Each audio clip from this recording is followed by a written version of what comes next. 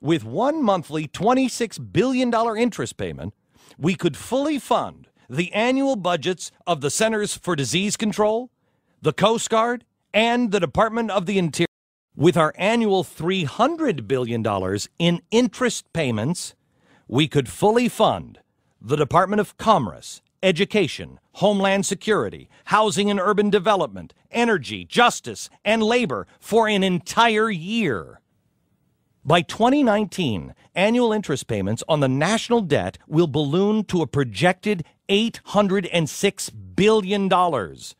Why? Because, as you might know from your own credit cards, interest compounds quickly. Making only the minimum payments will result in the unpaid interest being added to our outstanding debt. It is a cycle that is almost impossible to pull out of, and the damage to our country will almost certainly be irreversible. That $806 billion in interest is more than what it cost us last year to fund the entire Department of Defense, Veterans Affairs, the Department of Transportation, and the State Department combined. Where will all of that money come from? Again, the politicians will say, the rich, or maybe greedy corporations.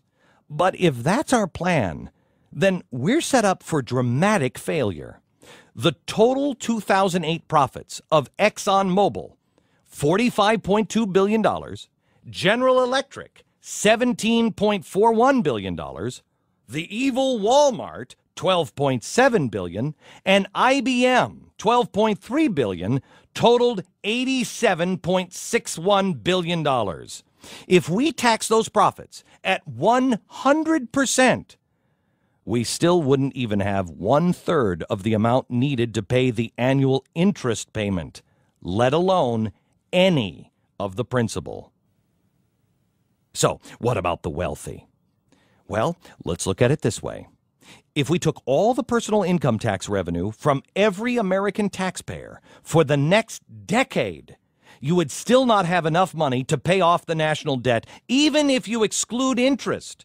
And as a side benefit, we'd have $0 to fund the actual government over those years. This is modern-day slavery. But instead of being sold to work in the fields, our children will be working 100-hour weeks at their jobs to pay off the debts we've amassed. Common sense shouts that if this were happening in your home, you'd have to stop spending immediately. So what is Washington doing? The exact opposite, of course. They're spending more. President Obama announced that his 2009 budget was projected to produce a $1.7 trillion deficit. If you break that down, you'd find we're spending $4.657 billion every day for a year, which breaks down further to $53,906.64 per second. In the time it has taken you to listen to these few sentences, our government will have spent more than what most Americans make in more than 20 years of work. Borrowed money has to be paid back, but it won't be us who will have to do it. Our children will question our sanity for spending money we didn't have on bridges to nowhere, skateboard parks, tattoo removal, and other pork-laden projects that politicians stuffed into must-pass legislation. They will wonder why we tolerated such reckless behavior from our elected officials instead of holding them accountable. So how will we respond? Now how much would you pay? The world's largest Ponzi scheme. A successful Ponzi scheme is one where early investors are paid with money from new investors. As long as a scammer can continue to sign up new investors, the cycle never ends. We're told that Bernie Madoff pulled off the biggest Ponzi scheme in American history by allegedly bilking investors out of $50 billion. But that looks like petty theft compared to the money stolen via Washington's Ponzi schemes. Social Security is a great example of a legal Ponzi scheme. Every time you're paid for work, the government takes a portion of your hard-earned dollars to invest in the Social Security Trust Fund, where it sits collecting interest until you retire and are eligible to start receiving your Social Security checks.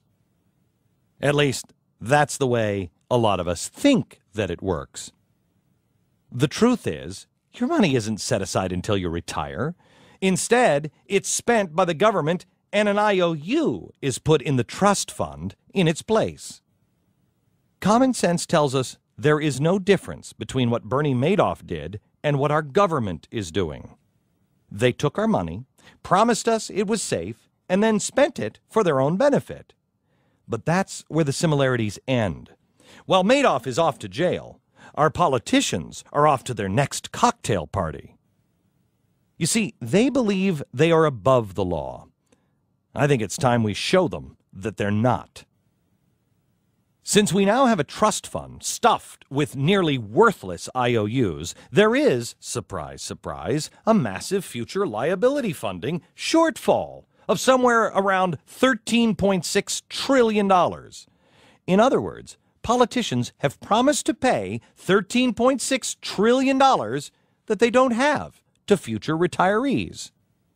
That's fraud. But the reason why it's a Ponzi scheme is that we've now hit a tipping point where millions of baby boomers will begin retiring and collecting. That means that new payments into the system will be used to pay out benefits to older retirees. In fact, the only way out of this, without doubling or tripling payroll taxes, which would be difficult to do given how high the income tax will already have to be to pay down the debt, is to reverse the pyramid.